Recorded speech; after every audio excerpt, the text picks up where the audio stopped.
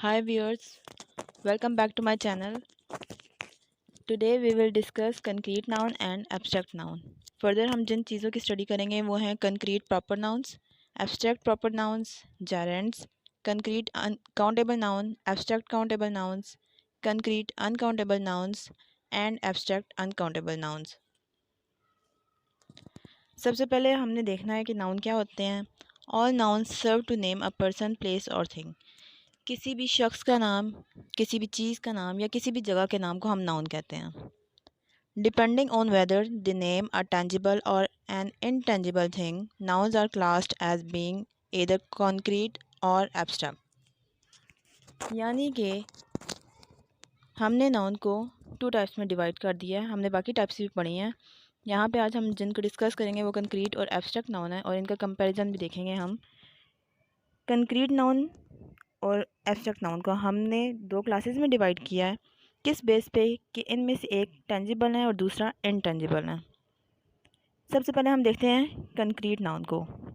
Concrete nouns name people, places, animals और things that are or were physically tangible, that is they can or could be seen or touched और have some physical properties. यानी कि यहाँ पे हमें ये बताया जा रहा है कि कंक्रीट नाउन्स वो होते हैं यानी किसी भी शख्स, जगह, जानवर या चीज़ का नाम जो कि फ़िज़िकली टेंजिबल हो यानी जिसको हम टच कर सकते हो, जो ठोस हो या जिसको हम देख सकते हैं या टच कर सकते हैं और उसकी कोई फ़िज़िकल प्रॉपर्टी हो, फ़िज़िकल एग्जिस्टेंस हो उस चीज़ की. फॉर इंस्टेंस नीचे आपको एग्जांपल दी गई हैं. Rocks, lake, countries, people, child, air, water, bread. ये तमाम आपके पास एग्जांपल्स हैं कंक्रीट नाउन की. अब यहाँ पे एयर है. अब आप कहेंगे एयर कैसे कंक्रीट नाउन है, आप इसको टच नहीं कर सकते लेकिन आप इसको फील कर सकते हैं. ये आपको टच कर सकती है. एयर आपको टच कर सकती है. You can feel it.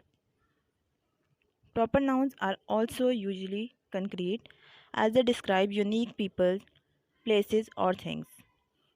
For example, Maria, the Queen, Africa, my MacBook, a Pepsi.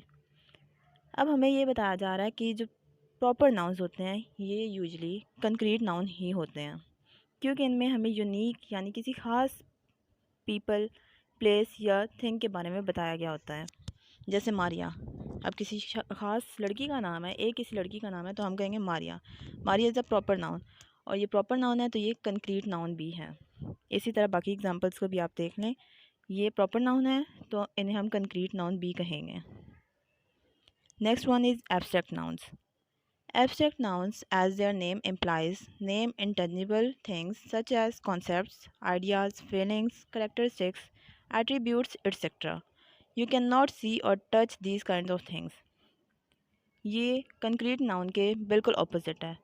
यानी कि इसमें हम उन चीज़ों को देखेंगे, उन कॉन्सेप्ट्स को, आइडियाज़ को, फीलिंग्स को जिनको हम टच नहीं कर सकते या जिनको हम देख नहीं सकते.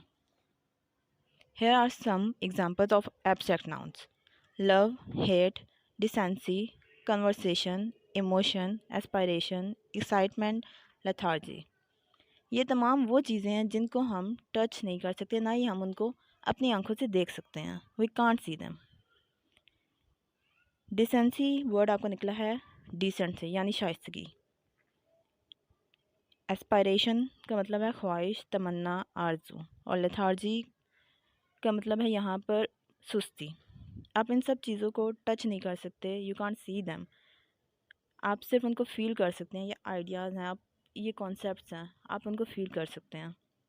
नेक्स्ट जो हमारे पास पॉइंट है that is gerund. Verbs that end in ing and function as nouns are also abstract. इसको समझने से पहले आपको देखना है कि जेरंड होते क्या हैं. वर्ब के फर्स्ट फॉर्म के साथ जब हम आई लगा देते हैं और वो जब वो नाउन के तौर पे एक्ट करते हैं तो उसको हम जेरंड कहते हैं. और ये जो जेरंड हैं ये हमारे पास एब्स्ट्रैक्ट नाउन होते हैं. For example running, swimming, jumping, reading, writing, loving, breathing. ये सारे आपके पास जेरंड हैं और ये एब्स्ट्रैक्ट नाउन है. These all name actions as concepts. They can not be seen or touch so we know they are not concrete. ये concrete नहीं है बल्कि ये आपके पास एब्स्ट्रैक्ट नाउन है क्योंकि आप इनको टच नहीं कर सकते. Next point is concrete countable noun. अब हमने देखना है कि कंक्रीट काउंटेबल नाउन भी होते हैं। Many concrete nouns are countable, बहुत सारे कंक्रीट नाउन जो हैं हमारे पास वो काउंटेबल हैं। Consider the following for example. अब यहाँ पे हम एग्जांपल्स को देखते हैं तो हमें समझ आ जाएगा। Cup, ambulance, phone, person, dog, computer, doctor. ये आपके पास एग्जांपल्स हैं कंक्रीट काउंटेबल नाउन की, यानी कि देखें आप इनको टच कर सकते हैं और आप इनको काउंट भी कर सकते हैं। Each of these can be considered as an individual separate item which means that we are able to count them with numbers. We can have 1, 2, 5, 15, 100 and so on. हम इनको काउंट कर सकते हैं, इनको के साथ नंबर हम यूज़ कर सकते हैं, लाइक 1 फ़ोन, 10 फ़ोन। नीचे आप एग्जांपल देखें। We can also use them with the indefinite articles a and an, which signify a single person or thing, or with the plural form of the noun. अब जो concrete noun है वो हमारे पास singular भी होते हैं और उसके साथ हम यूज़ करते हैं आ एंड एन, और इनको हम प्लूरल फॉर्म में भी यूज़ कर सकते हैं। जैसे अगर एक कप की बात हो रही है तो हम कहेंगे अ कप, लेकिन अगर हमारे पास दो कप्स हैं तो हम कहेंगे 2 कप्स। इसी तरह एन एम्बुलेंस, सेवरल एम्बुलेंसेस। यहाँ पे अगर हमने एक एम्बुलेंस की बात करनी है तो हम कहेंगे एन एम्बुलेंस, और अगर हमने कई एम्बुलेंसेस की बात करनी है तो हम कहेंगे several ambulances. A phone, 10 phones, a person, many people. Similar example आपके पास। नेक्स्ट जो पॉइंट हम डिस्कस करने लगे हैं वो है abstract countable nouns. Even though abstract nouns are not tangible, many of them can still be counted as separate units. जैसा कि एब्स्ट्रैक्ट नाउन हमारे पास टेंजिबल नहीं होते, वी कांट टच देम, लेकिन फिर भी हम उन्हें सेपरेट यूनिट के तौर पे वो एक्ट कर सकते हैं, हम उन्हें देख सकते हैं। Like concrete nouns, they can take a or an और कैन बी मेड प्लूरल। जैसे हमने कहा था कि कंक्रीट नाउन के साथ अगर वो सिंगुलर हैं तो हम आ और एन यूज़ कर लेंगे और उनको प्लूरल फॉर्म में भी यूज़ कर सकते हैं। इसी तरह हम एब्स्ट्रैक्ट नाउन के साथ भी कर सकते हैं। फॉर एग्जांपल अ कन्वर्सेशन, इसको अगर हम प्लूरल फॉर्म में लेंगे तो वो हो जाएगा 2 कन्वर्सेशंस। एन इमरजेंसी, हम इसको कह देंगे सेवरल इमरजेंसीज जब हमने प्लूरल फॉर्म में करना है। A reading, 10 readings, an aspiration, many aspirations. Concrete uncountable nouns. अब हमने देखना है कि concrete noun as a uncountable noun जिनको हम काउंट ना कर सकें। Concrete nouns that are uncountable tend to be substances or collective categories of things. For instance, wood, smoke, air, water, furniture, homework, accommodation, luggage. अब यहाँ पे हमसे कहा जा रहा है उन कंक्रीट नाउन्स के बारे में बताया जा रहा है जो अनकाउंटेबल है, जिनको हम काउंट नहीं कर सकते। वुड, अब आप वुड को काउंट नहीं कर सकते। Smoke, can you count them? No. आप वुड को काउंट नहीं कर सकते, आप स्मोक को काउंट नहीं कर सकते, आप एयर को काउंट नहीं कर सकते, वाटर को काउंट नहीं कर सकते। इसी तरह फर्नीचर, होमवर्क, एकोमोडेशन और लगेज, इनको भी आप काउंट नहीं कर सकते। एकोमोडेशन मीन्स रिहाइश एंड लगेज मीन्स सामान। Uncountable nouns can not take the indefinite articles or an in a sentence. जो अनकाउंटेबल नाउन्स होते हैं वो इनडेफिनेट आर्टिकल्स नहीं अपने साथ लगा सकते, because these words indicate a single amount of something. किसी भी चीज़ की सिंगल अमाउंट बताई जा रही होती है हमें।